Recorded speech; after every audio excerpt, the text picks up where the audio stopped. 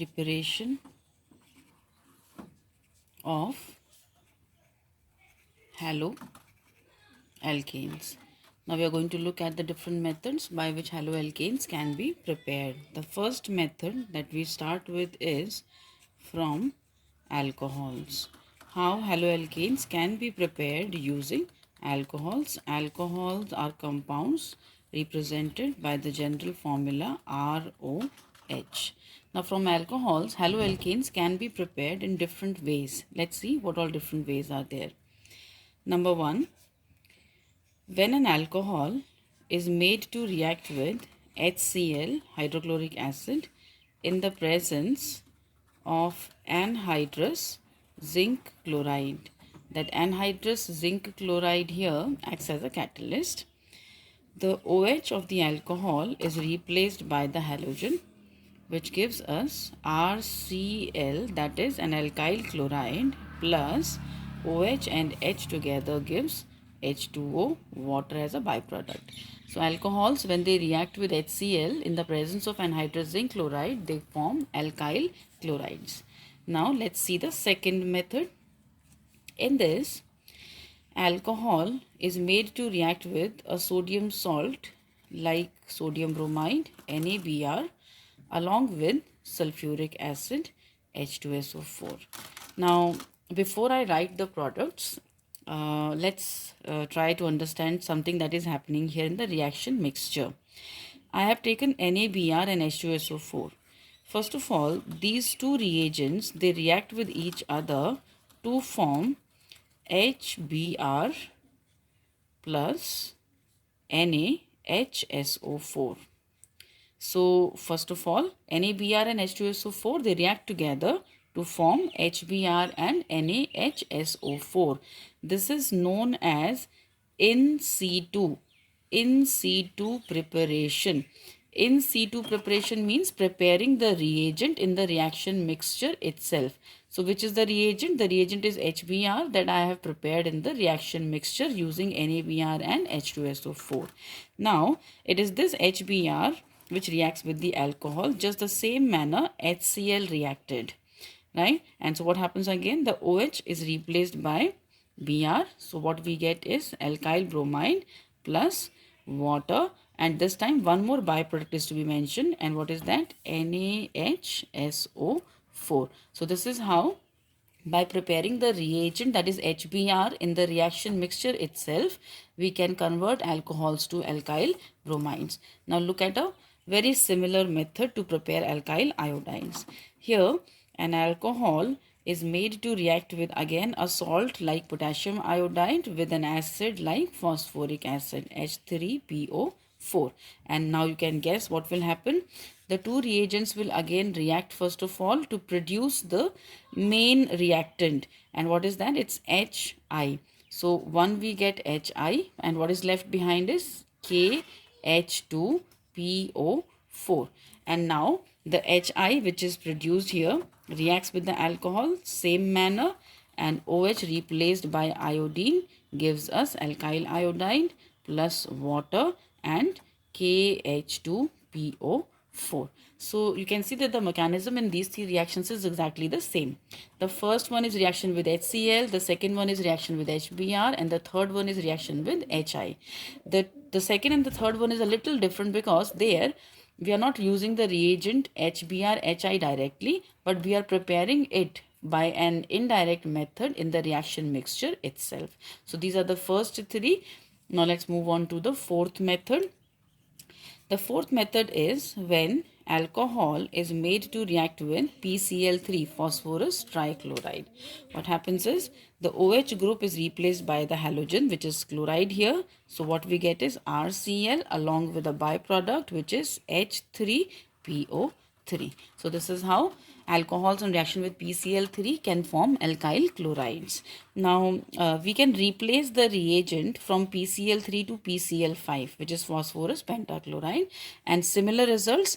The OH group gets replaced by the halogen, so we again are going to get alkyl chloride with a different byproduct, which is POCl3 and HCl. So we can say that phosphorus halides, when they react with alcohols, they produce alkyl chlorides or halides. Now another method is where the alcohol is made to react with red phosphorus along with bromine. Now again, this is in situ preparation, like we saw in the case of HCl, HBr and HI. Similarly here also there will be in situ preparation.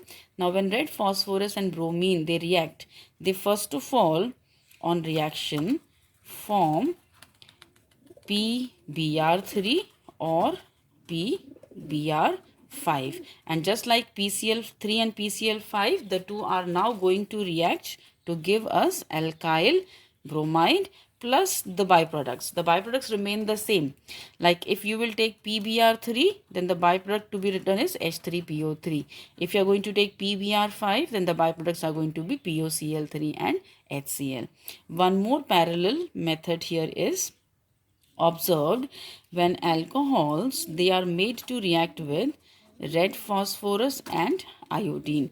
You can now guess, again this is in situ preparation, and this is in situ preparation of what reagents? Pi3 and Pi5, and now these two react with the alcohol as usual and they form the alkyl iodide with the same byproducts. Accordingly, you have to write, if Pi3, the byproduct would be H3PO3. If you take Pi5, then the byproducts are going to be POCl3 and HCl. So similar to that, POI3 and HI will be the byproducts here, right? And now one more last method which is used to prepare alkyl halides starting with alcohols is when alcohols react with SOCl2.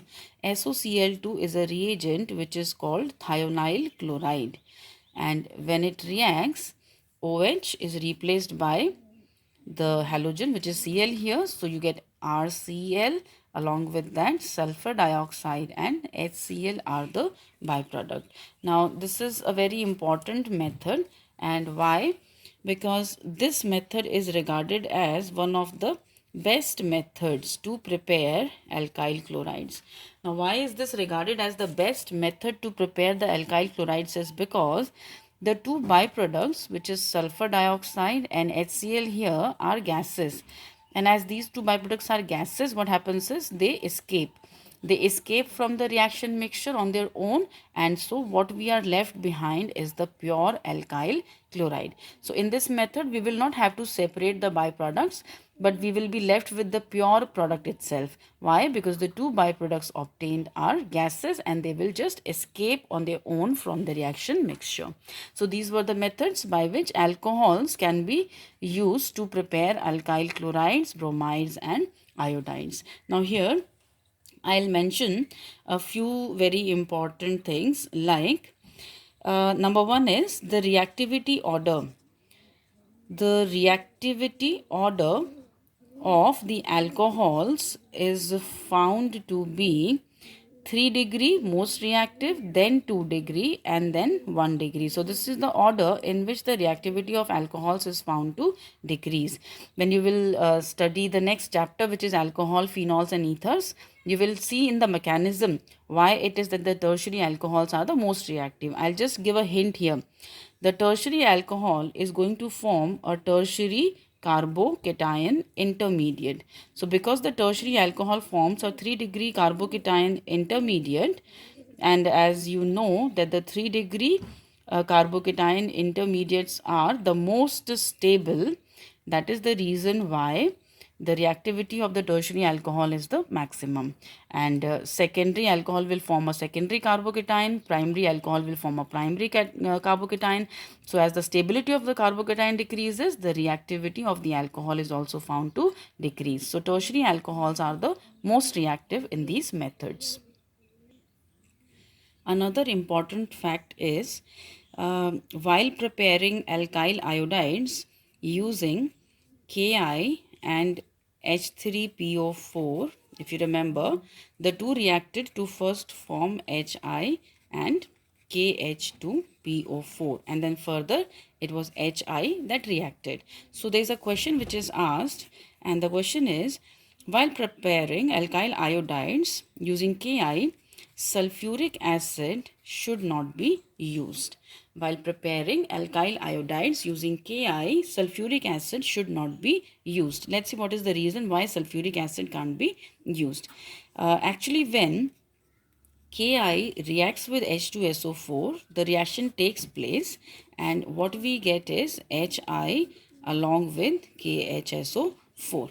But further what happens? H2SO4 being a strong oxidizing agent, it oxidizes the Hi formed further to iodine.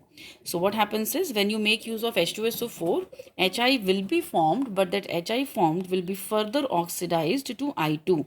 So we will not be left with our reagent.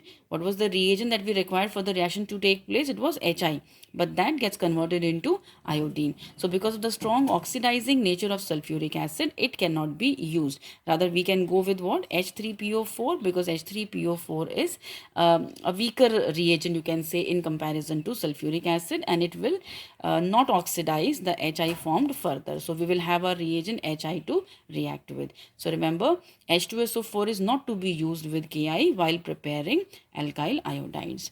And one more important thing that we should know is that these methods that we just saw, preparation of alkyl halides using alcohols, these cannot be used. All these methods cannot be used to prepare aryl halides. So these methods cannot be used to prepare aryl halides. Let's see why. What is the reason for why we can't prepare aryl halides?